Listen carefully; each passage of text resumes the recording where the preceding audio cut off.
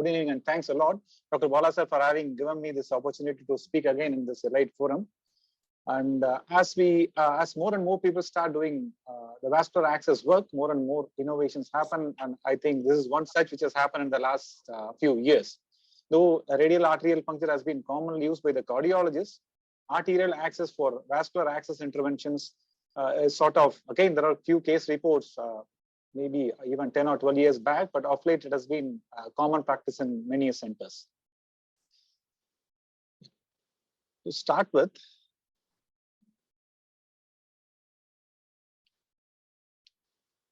yes. So there are not no many hard and fast rules. So as far as access to the vascular access is concerned, you can use any of these accesses. You can access the fistula itself, which is most commonly used access worldwide. You can do an anterograde or a retrograde puncture. You can use the femoral vein, or you can access it through the internal jugular vein, though not very commonly used. And you can use the arterial tree as well, by which we mean the brachial, radial, or ulnar. So you can use any one of them as per your unit's policy and as per your competence and what you like. But the basic tenets remain the same, that the access should be a safe one, in the sense that accessing a vasculature should not damage the access vessel. In the sense, by damage, we essentially mean thrombosis. And it should be an effective one, in the sense we should be able to deal with all the lesions effectively, and it should be time efficient, in the sense that we should not be exposed to any unnecessary extra radiation. Again, there is no specific consensus as to what should be the ideal way to access it, or where is the ideal access. It is entirely operator dependent at this point of time. And again, it is decided by a lot of other factors as well, including the type of access you're going to deal with, as well as the type and site of abnormality expected.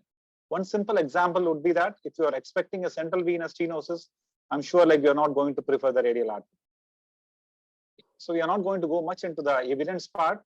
Suffice to say that enough evidence exists in the literature to say radial artery access, either it be a distal radial access or a snuff box access, or even accessing it in the web space, the first web space, it's an effective and safe method to deal with our dialysis access interventions.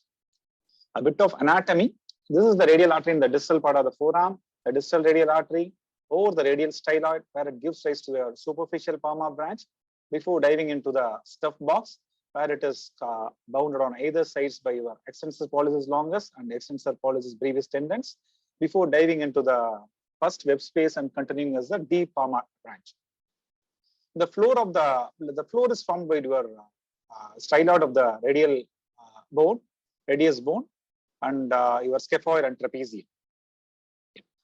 At this juncture, a word about brachial arterial access. As we are discussing about the arterial way to access the fistula or AV access, a word about the brachial arterial access. It's not a very commonly used access, but it provides excellent visualization of arterial and venous vasculature. But it is not commonly used for fear of inducing brachial artery thrombosis and consequent forearm and arm ischemia, particularly when we are using sheaths more than, say, 6 or 7 ft in diameter. Again, at this juncture, a word about retrograde brachial access, arterial access. So in this particular patient, he's got a brachiocephalic access which got thrombosed. We tried accessing it through the fistula.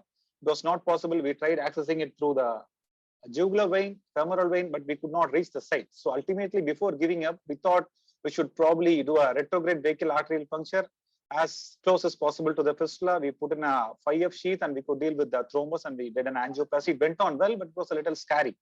So the idea of presenting it here is that in an individual case, maybe you have to bit of innovate and use a different method. So you need not have to follow a set guideline. Yeah. So who are the candidates for a typical transradial access? Most of the forearm fistula related complication of forearm should be dealt with easily through a transradial access. And again, most of the upper arm fistulas could also be dealt with, including the anastomotic and outflow issues. Again, I'll come to it in a bit with few examples. But typically, the central venous interventions are not done because you need larger balloons, which may demand a larger sheath, and it might be a little difficult to maneuver the wire from so distally from below. So, and the general rule is that before accessing the artery, the radial artery, it is always a wise idea to do an Allen's test or a Doppler to look for the patency of the palmar arch. You generally do not touch the radial artery if you think the ulnar artery is not patent, or if you think the palmar arch is not patent. But in real world, I don't think everybody does it, particularly the cardiologists who do it every day and now and then, they do not check for the patency of the palmar arch. The reason is that you've got extensive collaterals in the hand, that hand ischemia is literally unknown. Again, at this juncture, an important variation in normal finding. Normally, the brachial artery, which might hinder with your radial access for upper arm related interventions. We had faced this issue a little bit. So normally the brachial artery bifurcates just below the cubital fossa into radial and inner arteries. Sometimes, say in up to 10 to 20% of the cases, the branching can happen high up above, so that the artery which lies down is in fact the ulnar artery and not the brachial artery. So the surgeon might think he's creating a brachiocephalic fistula when he's creating a arm fistula, whereas in reality, it is indeed an ulnar cephalic fistula. If you are trying to access such a fistula through your radial route, you are not going to enter the fistula at all, because the ulnar radial artery is running somewhere else. You got a fistula here between the ulnar artery and the cephalic vein. So in such case, you have to access the ulnar artery if at all you want to access the fistula from down below. So we had one such case. We punctured the radial artery through the snuff box. We tried passing in the guide wire, but the guide wire was not at all going into the fistula. Ultimately, we did a venogram, then understood what is the we understood this variation, and we had to puncture the ulnar artery to access the fistula. So this just tells us, before trying to access the arm axis, it is a good practice to do a proper brachial artery screening down below, so that you will be sure that you can enter the arm axis through the radial route. Where are you going to puncture it? Again, there are no hard set of rules. You can puncture it over the radial styloid or over the snuff box, or even in the first web space. I commonly do it over the radial styloid, but you can do it among these three places, depending on where the artery is more accessible. But the general recommendation is that you should have at least 2 centimeters or at least 1.5 centimeters between the anastomosis and the puncture site, or the puncture site, so that you can safely land your sheath. But again, this is again not hard and fast. In an occasional patient, you can even puncture it very close to the fistula, say 0.5 centimeters from the anastomosis. You can pass a balloon even without a sheath. But general advice is that you should have at least 1.5 to 2 centimeter distance for you to land the sheath safely. How are you going to do it? You can do it through one of the two methods. You can do it blindly, just by palpating the radial artery, as most of our cardiology colleagues do, or you can resort to a traditional ultrasound guided puncture. And this is how you do the blind puncture. All you need is a 20 gauge gelco needle with a sheath. You palpate over the radial artery and you're going to puncture it. So once you have seen the splash of blood, you have seen the splash of blood, that means you are inside the radial artery. You go through and through. You have gone beyond the posterior wall now and remove the puncture needle. You are not going to get any flow because you have gone through and through, and it is behind the radial artery now. So the next step is to gradually pull it back by applying a rotatory motion. And once the sheath comes inside the radial arterial rumen, you will be getting an arterial splash of blood, something like that. Yes, once you have seen that, you are going to pass the guide wire, the O025 guide wire, the glide wire, which goes very smooth. And you may want to make a small nick at this point of time.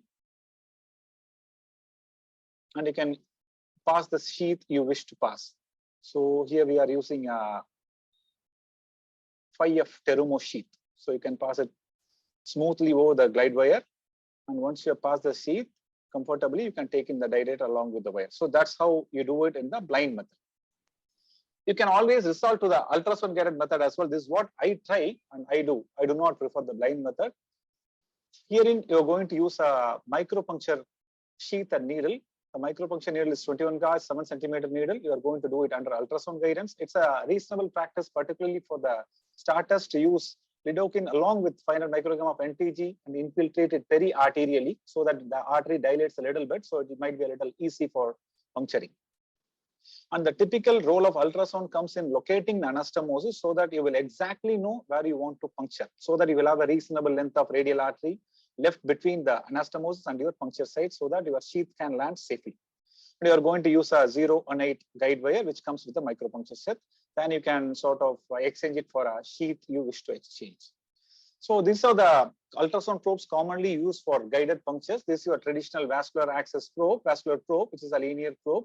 And this is your hockey stick probe. This is what I commonly use. The advantage is that it's a little high in frequency, And the most importantly, the footprint is small. So you have a reasonable amount of space to work around with. This is your micropuncture needle, the 21 gauge needle, the 018 018 micropuncture wire, and the 5F remove sheath. Before puncturing under guidance, it's a good practice to do a proper screening of the radial artery so that you will know exactly where you want to puncture. You can do that by one of these two methods. This is a short axis view. We are using a hockey stick probe here. This is how you screen it, and this is how it looks like in real time. So you can see the radial arterial pulsations nicely. You can screen it over the radial styloid and move it slowly over the snuff box. That is how it looks like. You can see the tendon of the extensor pollicis is there. From there, it dives into the first web space. So after proper screening, you will be knowing as to where do you want to puncture. You would like to puncture it at a site where it is more accessible, I would say, where it is more superficial, and where it is not close to any other veins. That is where I would like to puncture. So that's how it looks like in a short axis or a transverse axis view. And this is how it looks like in a longitudinal axis screening. You can see the radial artery nicely. The whole length of the radial artery is seen. It is nicely pulsating. And you can screen it backwards over the styloid. You can get it over the web space. It's over the snuff box. It's a little difficult to do a longitudinal axis screening. Long axis screening over the snuff box because it's a little concave in shape, but you can adjust your probe. This is where the smaller probe helps. You can adjust your probe and always check it. So that's how the radial artery looks like in the snuff box. You can puncture it there as well, or you can prefer to puncture it over the web space.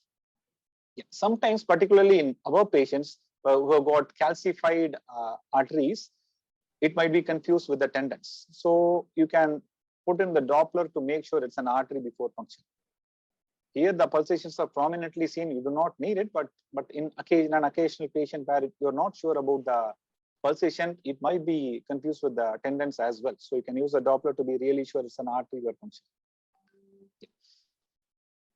So that's how you screen it. Once you screen, you are going to decide what is the method you want to use. You can use an in-plane technique or an out-of-plane technique. This is the technique I commonly prefer. Because you can see the whole length of the needle all along, and you should decide where are you going to puncture. Is it over the radial styloid, the snuff box, or the web space?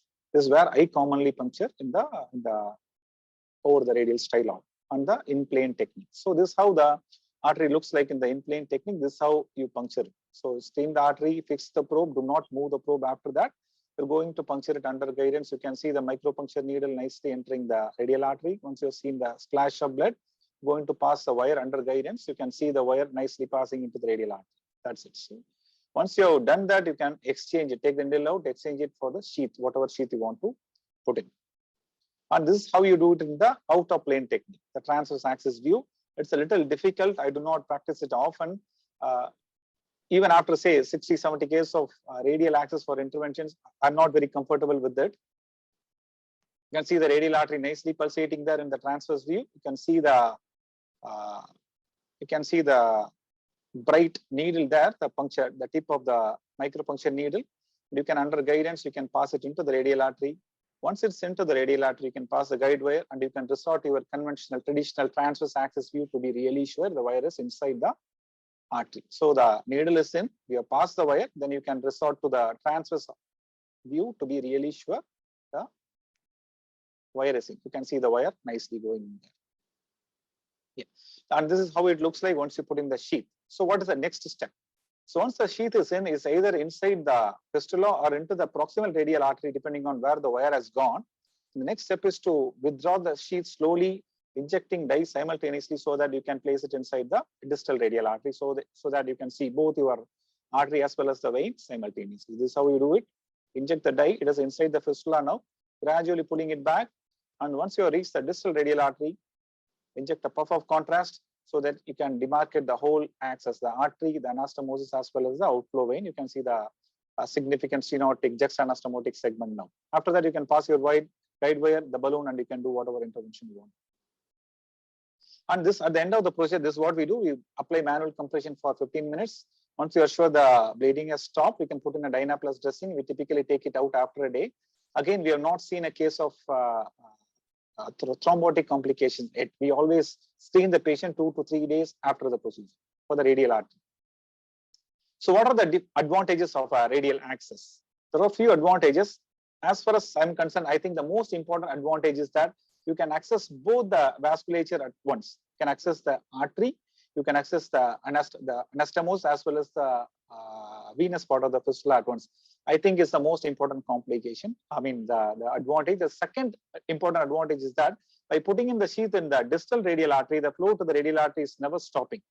It is there all along. On the other hand, just imagine putting in the sheath in a retrograde way into the radial artery.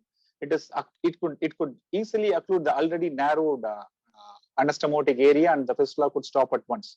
That complication is very, very less if you're going to use a distal radial access. Other advantages being the artery is lying over the styloid process. You can easily compress it firmly without fear of losing the fistula or without fear of causing thrombus of the fistula. If you're going to puncture in the fistula, you may not be having all the guts to sort of apply pressure over the fistula. No AVF compression is needed. And even in the unlikely event of occlusion at the puncture site, it is usually well tolerated due to the other artery, which can take over. Or even in the absence of other artery, you got extensive collateral, so hand ischemia is literally unknown. It has got its flip sides as well. It's going to have a learning curve. It could be sleep sometimes, and this could be the puncture could be difficult if the pulsation is weak. Primarily, if you're going to do a blind puncture, repeated punctures can eventually result in occlusions, and you generally do not use sheaths more than 6F in diameter. But the newer balloons have come in wherein you can even pass in a 10 mm PTA balloon through a 5F sheath. So radial access could even be used for passing bigger balloons. I have not used that. To wind it up, a few more slides regarding what all the interventions you can do. This is your traditional bread and butter, the radiocephalic anastomose with an anastomotic stenosis, pass in a balloon. This is how it looks like after an angioplasty.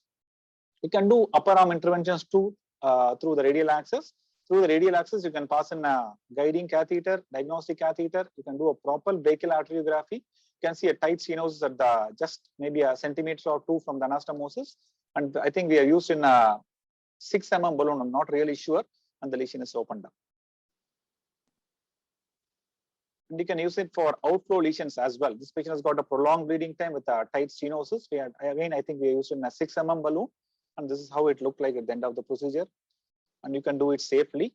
And we have used it in brachiobasilic fistulas as well. As in this case, you can see the patient has got a immature brachiobasilic access. The reason, juxta-anastomotic stenosis. There is a lesion at the outflow as well if you observe carefully here. I think we are used in a 7 mm balloon, and this is how it looks like at the end of the procedure. The lesion is nicely opened up. But if you see, this picture also shows that this video also shows the flip side of the radial arterial access as well. There is no graft in that, but we have put in a stent graft in that. We have used in a 7 mm balloon, and that resulted in venous rupture, and we have to use a femoral sheath and put in a stent graft to seal the access. That could be an issue if you are using a radial sheath. You cannot go beyond, say, 5 or 6 of sheath. The last slide. This is the case we did yesterday. This again, it's got a poor flow in a fistula. The lesions, the reason being a diffusely diseased radial artery. So we used in a coronary wire, a coronary 3.5 mm balloon, and you can see the radial artery nicely opened up after that. So all these things are very easy if you're going to choose in a radial access. Again, you can do all these things through a fistula access as well, but might be a little more time consuming. And there's always that fear which lingers that you may lose the fistula to thrombosis during the procedure or during compression, so on and so forth. Thanks a lot, and I'll be happy to take a few questions and views from the panel members. Thank you. Thank you, Venkatesh. After initial comments from Dr. Damodar and Professor Rajpurkar, we'll take discussions from other audience. Dr. Damodar, you want to? Hi, thank you for the invitation. Happy to be part of this forum. It's a great talk. I really enjoyed both the talks. I just wanted to have a few words about radial artery interventions. I've done few, but the main thing is the advantage of this is for, especially I noted for radiocephalic AV fistulas, mainly. You can intervene the juxta-anastomotic lesions, but for brachiocephalic AV fistulas, as you all know, most of the times the cephalic arch is the culprit. In that situation, you may run into problems if you rupture a cephalic arch. So you have to be really careful what your, what type of lesion you are intervening. I mean, it's definitely a complementary for radiocephalics. We can just cannulate and intervene the juxtaanastomostic lesions, as I said. And you showed a case of intervening a brachiobasilic AVF, which had an extravasation. Sometimes it can be very catastrophic. I mean, it is used as an adjunctive, but of course, it has its own positives and negatives. But definitely, there is a huge learning curve. And, first thing is the patient is the first and fistula is next. So if you have a massive rupture of the radial artery, it can be, I mean, it has its own positives and negatives. So you just have to be very careful cannulating it and using it. Um, Central venous stenosis, you covered. I mean, definitely this is not the best way to intervene the central venous stenosis through the radial artery, because you probably have to end up putting a 12, 13 balloons, and also if they need an intervention with the stent, it is difficult to go through that access. One other advantage, I used to work at Oxnard Clinic Foundation. My colleagues has published a paper in Journal of Vascular Surgery. I have done few cases of radiocephalic declot using this access, distal radial artery. This is an advantage, but you have to be very careful when you are pushing the clot centrally, because you don't have that much luxury as going through a fistula proper. So it has its positives. So when you are using angiojet and all those things through a small bore artery, you just have to be really careful. So it is a complementary, but it has its positives and negatives. Those are my comments. Thank you, sir. Thank you. I also enjoyed the talk quite a bit, and I do use the radial artery puncture for radiocephalic fistulas, particularly as rightly pointed out that you have about 2 centimeters at least beyond the fistula.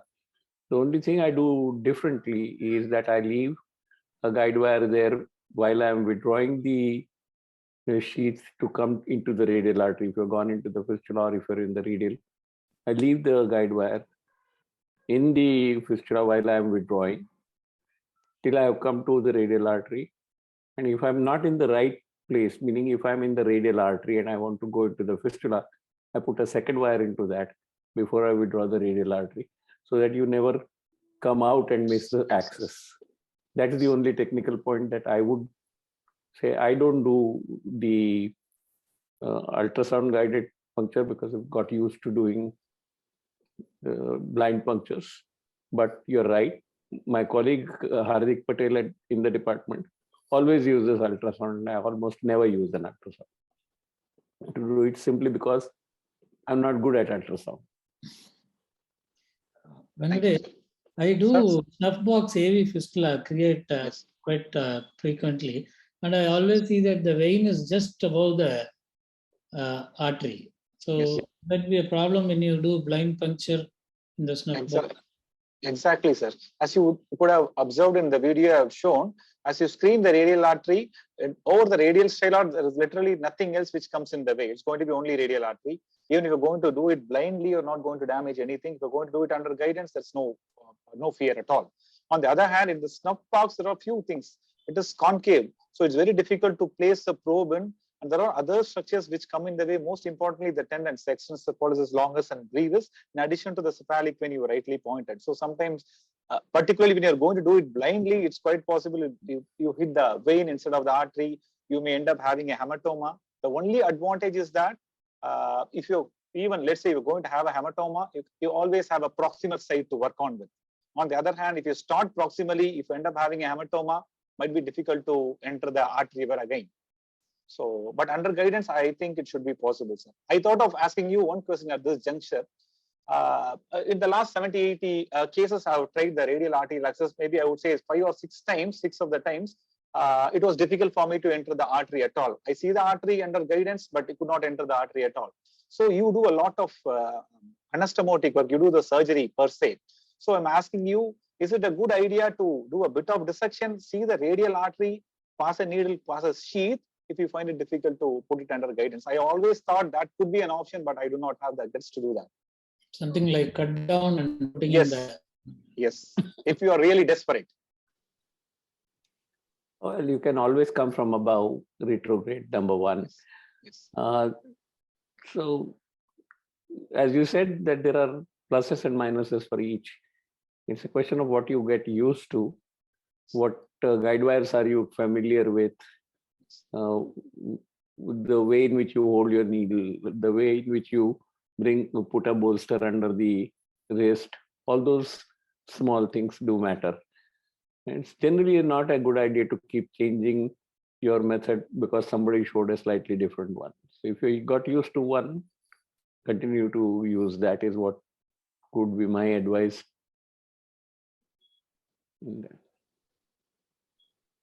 Yes. And any other comments and questions to Dr. Adil? Not from me, it was a learning experience to me. My radiologist does it. I rarely ever stand there. I trained in the time when ultrasound was not there. So I don't consider myself to be good at doing ultrasounds. So that might be one reason why I don't do it myself that way. Dr. Adrian, please unmute. I mean, allow others to unmute and come out to their questions. Whoever is controlling the mics.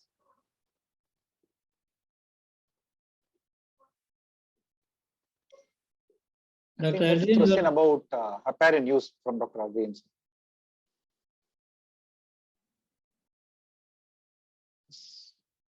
Girish, unmute others. Dr. Adrian wanted to tell something and he found his mic muted. Yeah. Host Girish. Oh, we got it. Somebody did it. Yeah. This was a great presentation. So I think somebody is asking the questions I also asked. One is pain. One is how much heparin do you use? And have you noticed that the skin blanches or the skin becomes pale after you give heparin or something like that through the when you go through the radial artery? Thanks, Dr. Adrian, for the question. Nice to see you here after my stint there at Louisiana. So yes, I have to admit, I have learned quite a bit from you there. Thanks a lot for that. Yeah. So heparin, I always use 5,000 units. That was not the practice when I started, but unfortunately we lost a fistula once, and after that has become a common practice. I use 5,000 units. Once you puncture, pass a sheath, the next step is to give 5,000 units heparin. Not really sure if that is a general recommendation, but that's what I follow. I have not faced any issues with bleeding so far. But again, there's no major thrombus as well, secondary to the puncture. As far as the pain is concerned, I always resort to fentanyl nowadays as the first choice agent. Start with 25 mics, go up to 75 mics. And that's what I use. And I'm not facing much trouble as far as the pain is concerned.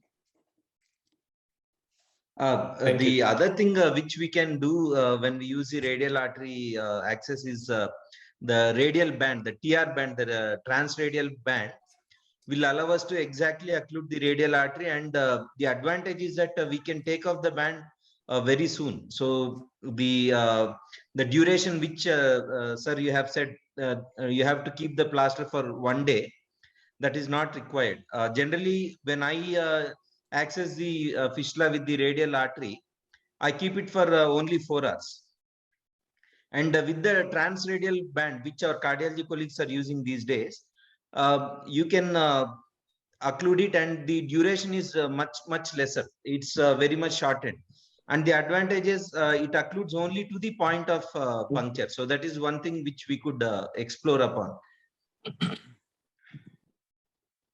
Yeah. I think it's Dr. Adil, when you get B lines, A lines will disappear. Is it always, or sometimes you get both? No, sometimes we get the both lines, but the specific B lines are those lines which cut the A lines, which pass from the pleura to the far field. If there's the significant B lines. Otherwise, if there's a short B lines, there can be the B lines. When the septa are thickened in other conditions, there can be the small B lines. It can be multiple, but they cannot pass they cannot transect the A lines. When there's a big A line transecting the A lines, the B lines transecting the A lines, those are the specific and the specific A lines, B lines for the wet lung. So some people call Z lines. What is Z lines? There is when you get both A and B, is it? There are C lines, Z lines, B line, but the specific for the wet lung, these are only the B lines. B lines. And when The Z line, as you call it, or the Z line, is exactly like a line. And that's why to differentiate it between the two, to make out if it's an A line, you have to increase the depth of your field to at least 10 centimeters. Because A lines will go all the way to the far field, whereas a Z line will stop less than 8 centimeters, maybe 4 centimeters. And that is also another artifact.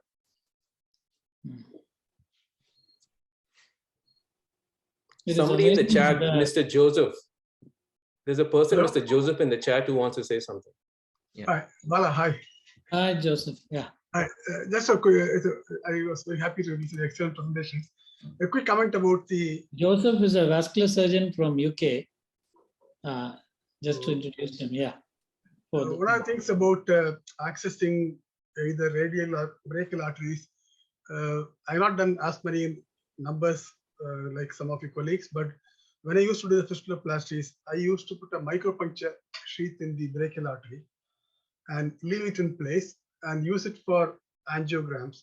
And I used to use the venous access for the plasty. The reason for doing that was micropuncture in a healthy brachial artery is very easy to stop the bleeding when you take it out.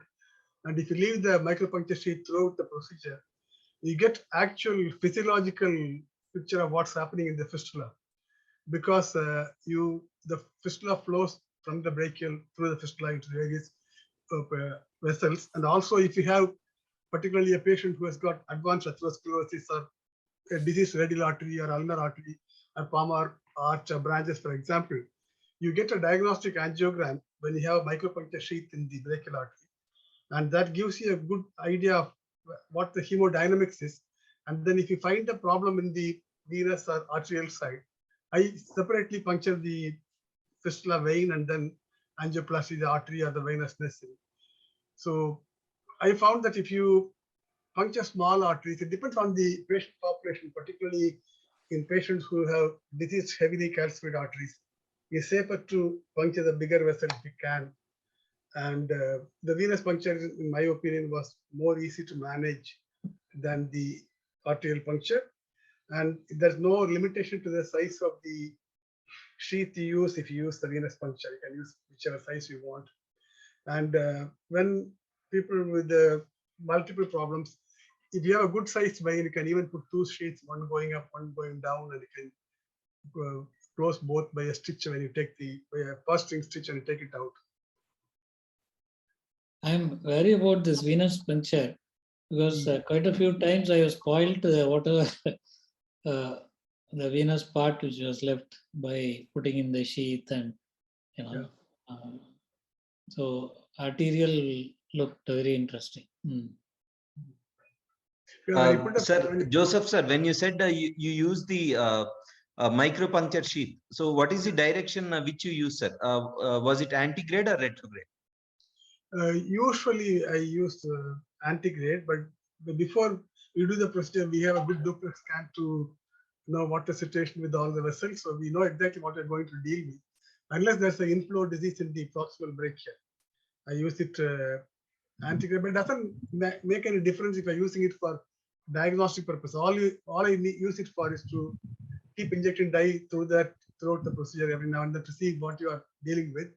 If you put the sheath in the brachial artery, the radial artery, for example, distal to the fistula, you create an artificial situation because the sheath will be occluding the radial artery. So the flow is not physiological. It will come against a block in the radial artery, so it will go into the fistula. And if you have the sheath in the vein is usually much bigger, and the sheath doesn't affect the physiology of the flow. So if you want to get a real physiological picture of what is happening in the fistula, it's better not to have a sheath. Of course, there will be indication. In my opinion, I may be wrong. In my opinion, if you have a sheath in a small outflow vessel, you don't get the real physiological picture of the flow. Girish, who would unmute Lal? Yeah. Yes. Yes. Hey, thanks, and thanks, Joseph. Honest to God, it's been almost 14 years now. I never had to put a needle into an artery. Especially the couple of things that was highlighted about concern about losing the axis because of thrombosis, because there is a juxtaanastomotic stenosis. Anyway, you're giving for 5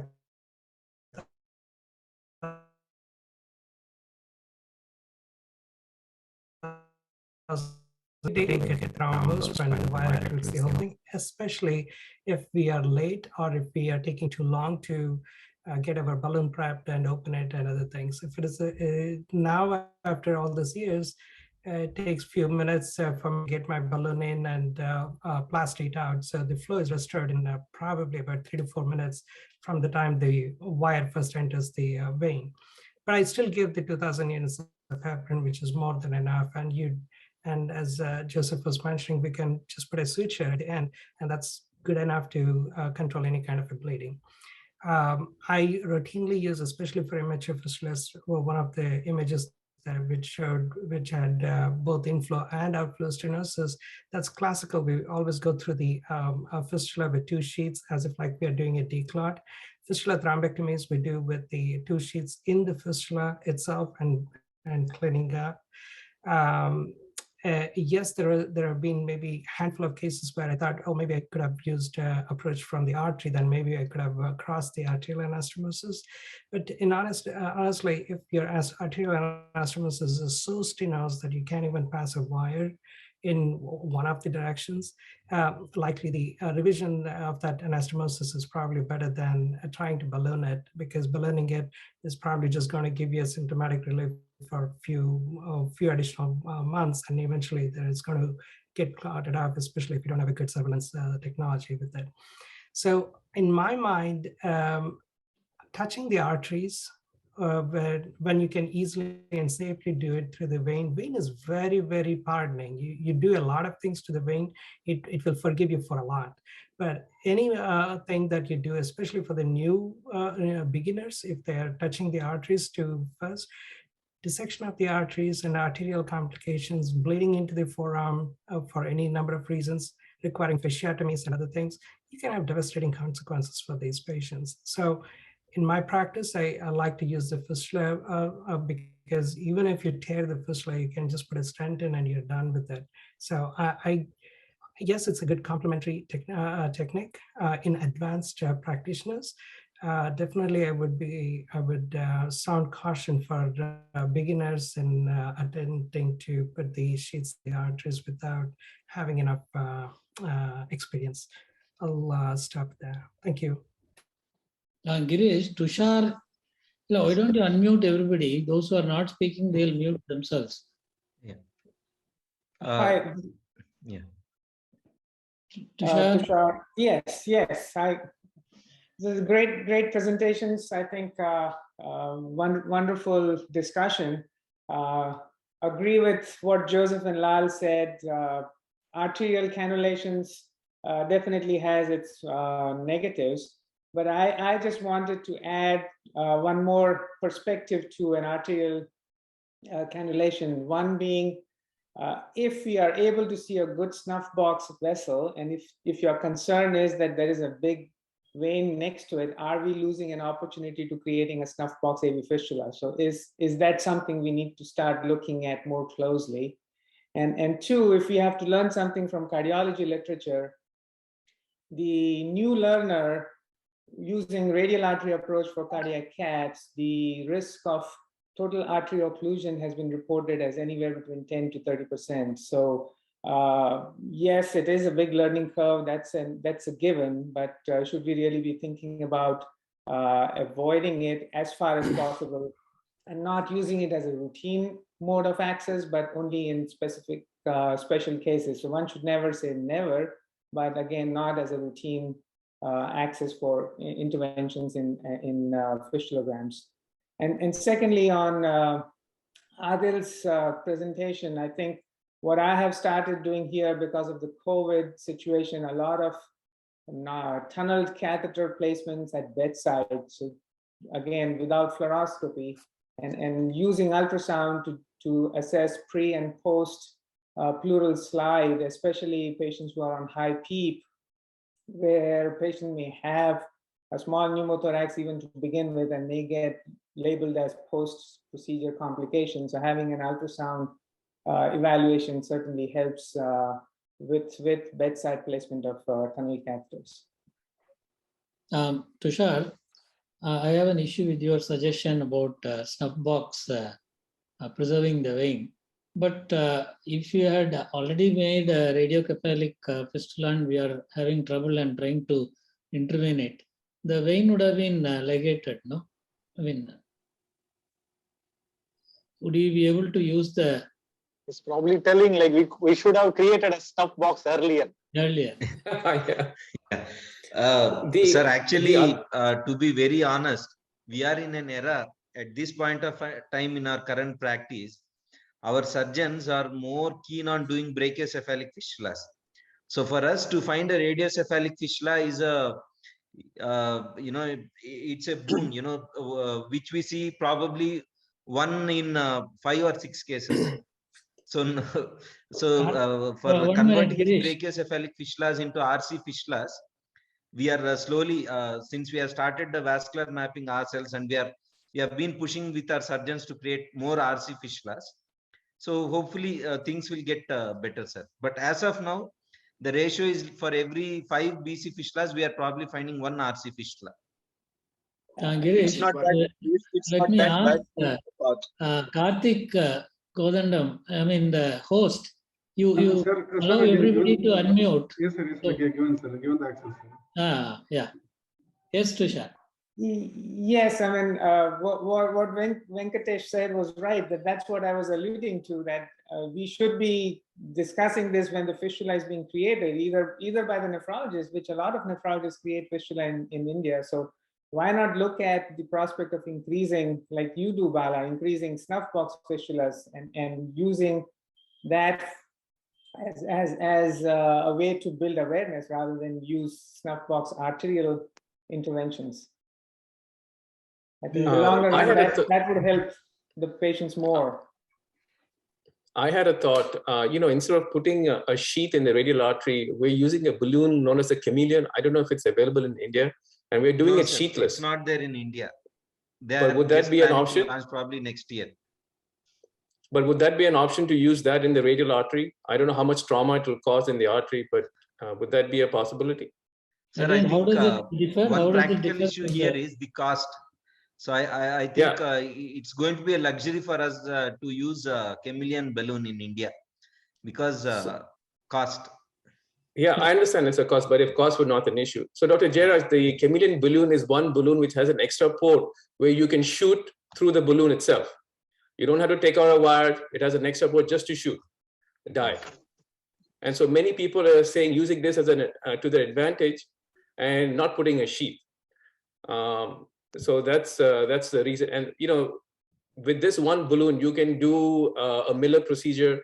If you have a stuck central venous catheter and you're pulling it out, and you pull out the catheter and you want to make sure, hey, where is the stenosis? Have I toned something?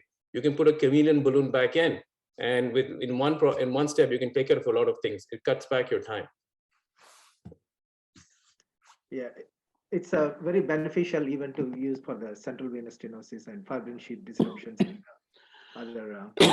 Yes, that's right. That's right. Especially fibrin sheath, we use it all the time now. I think we are immensely benefited by all our teachers being present in this forum. I think the comments which you have made on the radial artery axis or the arterial axis is very, very valid. In the sense that I'm very much sure Dr. Venkatesh sir and myself, probably we started using these arterial interventions after we have done close to some 200, 300 procedures with the fistula axis. Initially, we started off with the fistula axis for the interventions, and it's only in the later stages, I think after probably like 300, 400 interventions with the fistula axis, we have started accessing the arteries. And the other thing, sir, the practical issue in our Indian settings, why we have started using, at least in my case, why we have started using the arterial axis is to cut down the time, because generally we share our cath lab with our cardiology colleagues, and we get access to the cath lab in the late evenings. So one advantage which we felt in our Indian settings was that probably we'll cut down some amount of time when we are using this arterial access. So this is one practical point which has propelled us towards this arterial access, at least in my case. I think one of the things which you need to remember is that, as Tushar mentioned, in the delayed follow-up, quite a lot of these patients may end up having occlusion or stenosis of the radial artery. I don't have any experience about the actual number of potential finger and hand ischemia in your patients. But if you are likely to be dealing with the patients who have accelerated atherosclerosis, particularly in the diabetic or elderly population, who have pre-existing or consequent arterial disease in the radial ulnar and maybe in the wrist and palm, then by accessing the radial artery, obviously you are increasing the likelihood of some ischemia there. And also, you don't have any limitation. The time which you mentioned is actually it's not going to take much time at all. The micropuncture sheath which I put in the brachial artery is just a very quick puncture and ultrasound. You leave it with a tape, you stick it there and use it for repeated angiogram, that's all. And you can do the procedure to the vein. You may, with the experience, probably won't have any more time. Puncturing a small artery with a sheath as the primary procedure, I would not be happy. In selected cases where you don't have the option of using the vein as an access, yes. But as a primary procedure, it might be probably interesting and challenging to do. But on the other hand, I think it may be not in the best interest long term. But Joseph, cardiologists are all the while using radial artery these days. Yeah, but they don't know how many of the radial arteries come blocked and follow up. That comes to vascular surgery. Because quite often their radial punctures have complications which they usually treat the artery with a disdain, not with much respect. And I so very agree with you. I mean, they are oblivious of the fact and they even want to not acknowledge it. And though their own literature reports up to 30% of total arterial occlusions, even brachial artery dissection. So I'm always weary of these patients, especially ESRD patients who have a very high incidence of coronary disease where they have to go in frequent angiograms. Now we are one axis that has functioned. We're trying to keep the patency, but then we are also probably not giving the true respect to the vessel that really needs to be used. I mean, the other comment I would like to differ quite respectfully from senior colleagues is that I think ultrasound must almost made mandatory, in my opinion, for doing any vascular work. And I have worked with very senior vascular surgeons who used to sort of dislike using the ultrasound for puncture, saying that I can do it with ultrasound. I'm not trained, but basic ultrasound for cross-sectional beam mode imaging takes probably half an hour's training for anybody. And particularly when you are dealing with diseased vessels, you'll be amazed at the amount of information that you get with using the ultrasound routinely. You may see a plaque which you want to avoid when you're puncturing. And as somebody mentioned earlier, you might avoid the situation where you have high bifurcation. And you might avoid going through a big vein. You go through the vein and the artery. You may end up in the artery, but you would already actually put a big sheath through a cephalic brachial vein in the cubital fossa without realizing it. And you might have spoiled the vein. So loads and loads of advantages for using ultrasound as a mandatory, and I think there should not be any reason for not using it. I completely agree. I don't anymore do it. I said that when I grew up, I did not have the ultrasound. And sorry, but I didn't mean to contradict. No, that is perfectly all right. The comment is correct, and it, as and when nowadays people will do, they must certainly use ultrasound. I was asked by Bala to state my experience. That is why I said that. Today in my department also, my junior colleagues who are the ones who are doing it, they always do it under ultrasound puncture. Even the femoral artery puncture, they do it under ultrasound puncture and not blindly. Thank you, everybody. If there is 5 minutes, I need some guidance from Professor Rajpurkar about my renal artery stuff. I'll take 5 minutes.